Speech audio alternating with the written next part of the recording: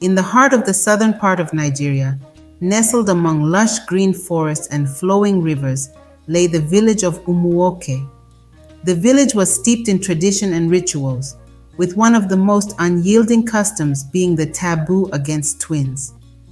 To the people of Umuoke, twins were considered a curse, a bad omen that threatened the harmony of their land.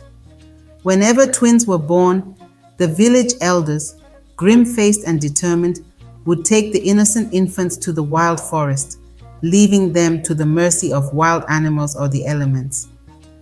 Emeka and Ola had been praying for years to have children, their longing for a family only growing stronger with time. Finally, the day they had hoped for arrived when Ola conceived.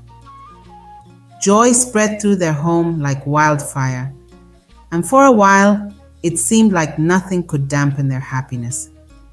On a stormy night, as rain lashed against the thatched roof of their hut, Ola went into labor. The village midwife, Mama Nankichi, arrived to assist her. The flickering light of the lantern cast eerie shadows on the walls, and the air was thick with a mixture of anticipation and dread. As Emeka paced outside the hut, the villagers gathered outside, their faces etched with worry and curiosity, for they knew the implications of a twin birth. Inside the hut, Mama Nkechi worked diligently, her experienced hands guiding Ola through. Then the first baby was born, a girl. Moments later, another cry pierced the air. Another girl. Twins. The midwife's face turned ashen as she wrapped the newborns in cloth, her mind racing with the implications. Mama Nkechi emerged from the hut, her face grave. She signaled to Emeka, who rushed to her side, his heart pounding. "Emeka," she whispered, "the worst has happened. Your wife has given birth to twins." Emeka's world seemed to collapse around him. He glanced at the gathered villagers, their eyes full of foreboding, and knew that he had to act quickly. Entering the hut, he saw Ola cradling their daughters, her eyes filled with both love and fear. "We cannot let anything happen to them," Ola said, her voice trembling but determined. Emeka nodded, his mind racing with plans. They had to leave the village before dawn, or their daughters would be taken to the evil forest. Gathering a few essential items and wrapping the babies warmly, Emeka and Ola made their preparations in silence, their hearts heavy with the knowledge of what they were leaving behind.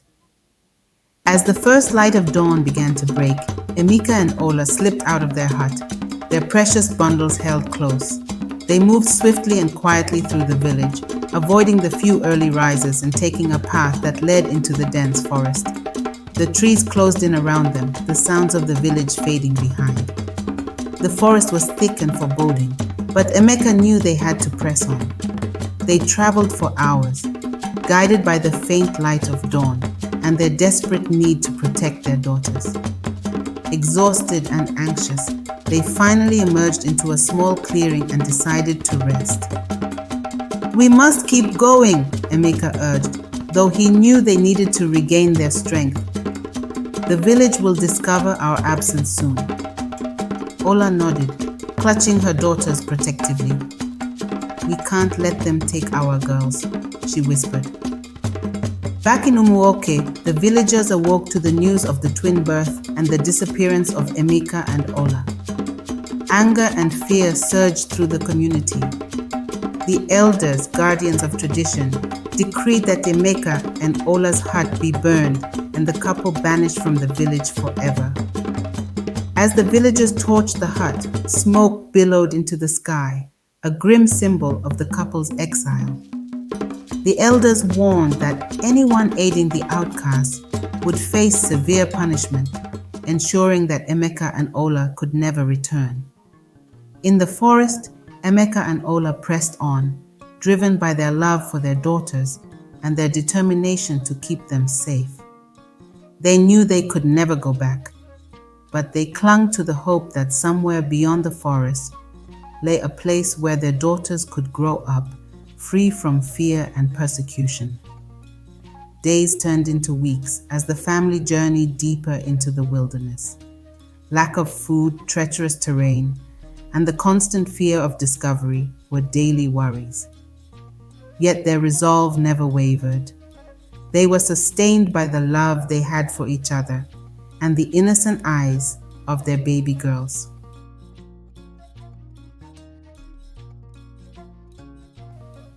One evening, as they made camp by a bubbling stream, they heard the distant sound of drums.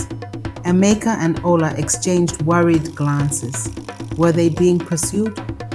As the drums grew louder, suddenly figures emerged from the forest. A group of people dressed in vibrant attire, their faces adorned with traditional markings. "Who are you and why are you in our territory?" asked their leader as the strangers approached cautiously. Emeka, holding his daughters protectively, earnestly replied, "We mean no harm. We are fleeing our village. My wife gave birth to twins, and it is a taboo in our land. Please, we seek refuge." The leader, studying them for a moment, then nodded urgently. "Come with us. Our village does not fear twins. Here, they are seen as a blessing, not a curse." With cautious relief, Emeka and Ola followed the group through the narrow, winding path back to their village, a small community nestled deep within the forest.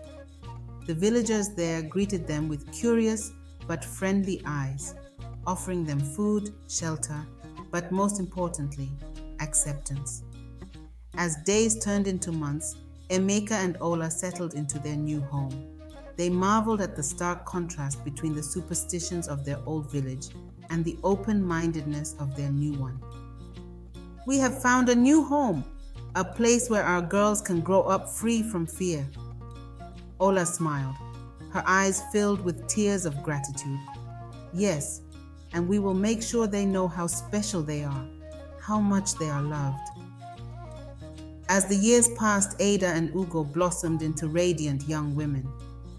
The girls knew nothing of the dark cloud that had once hung over their birth, only the love of their parents and the beauty of the world around them. Ada was a free spirit with a love for adventure.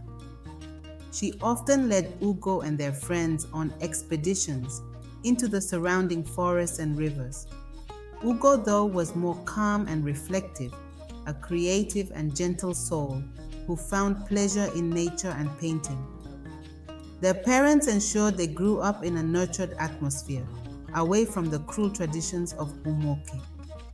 One day, a trader named Namdi arrived in Nkporo.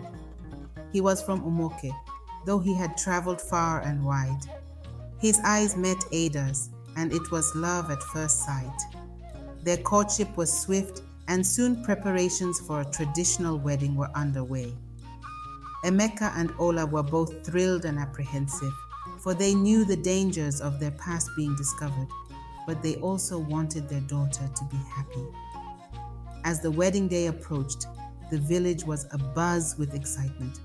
Preparations were grand and colorful, traditional music and feasting that promised to be unforgettable. But among the guests was an elder from Umuoke, visiting relatives in the new village. As he examined Emeka and Ola, his eyes widened in recognition as the truth dawned on him. During the wedding ceremony, the elder stood up, his voice cutting through the joyous atmosphere. "These girls are from Umuoke," he declared, pointing his stick from one to the other. "They were born twins, a curse upon our land. They should have been left in the forest as our custom demands." As gasps of shock rippled through the crowd, Ada and Ugo turned to their parents, in shock and confusion, fear in their eyes. "We escaped Umoke to protect our children from this cruel fate," Emeka sounded, his voice strong in earnest determination as he stepped protectively in front of the girls. "They are not a curse, but a blessing.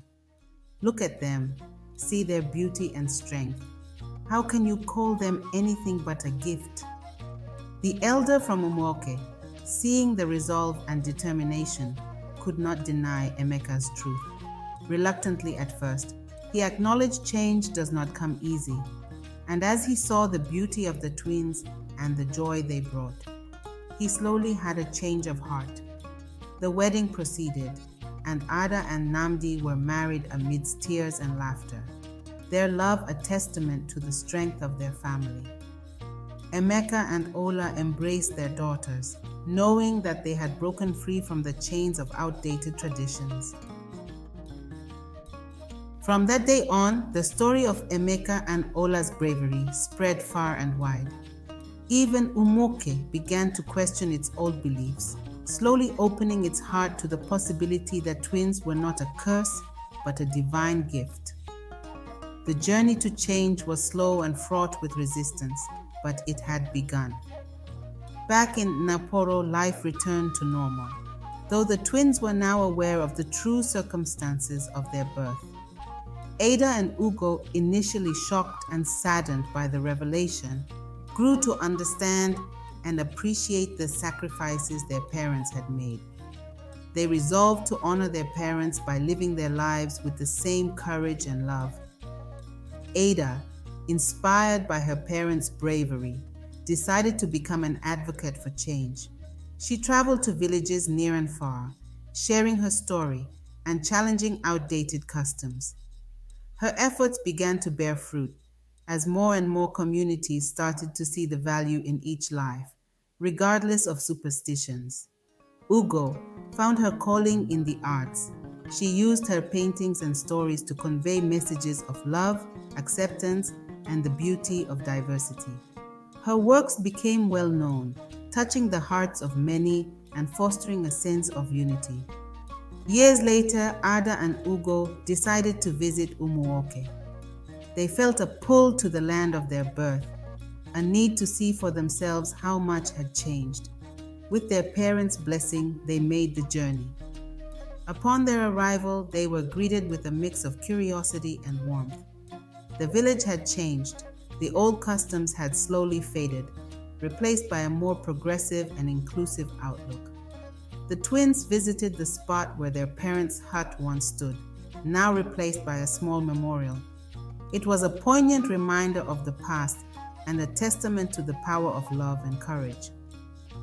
They met with the village elders, who listened intently as Ada and Ugo shared their experiences.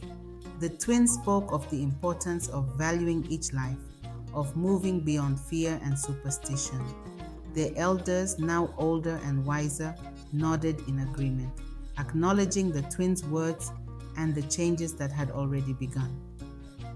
Ada and Ugo also formed bonds with the younger generation of Umuoke. They shared stories, laughed, and learned from one another.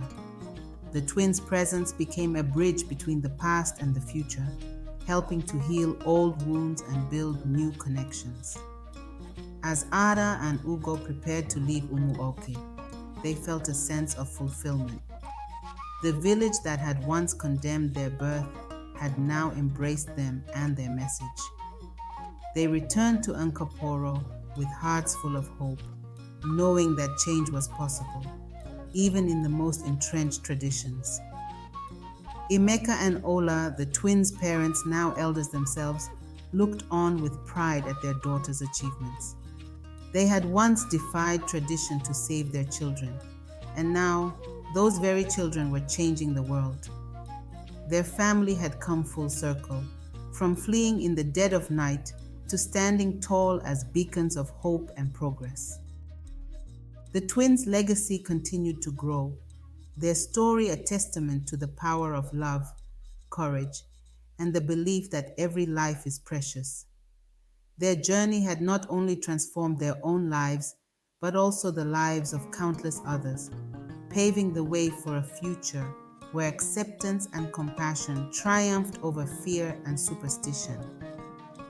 This concludes the story of the Forbidden Twins, a tale of bravery, love, and the transformative power of challenging outdated traditions.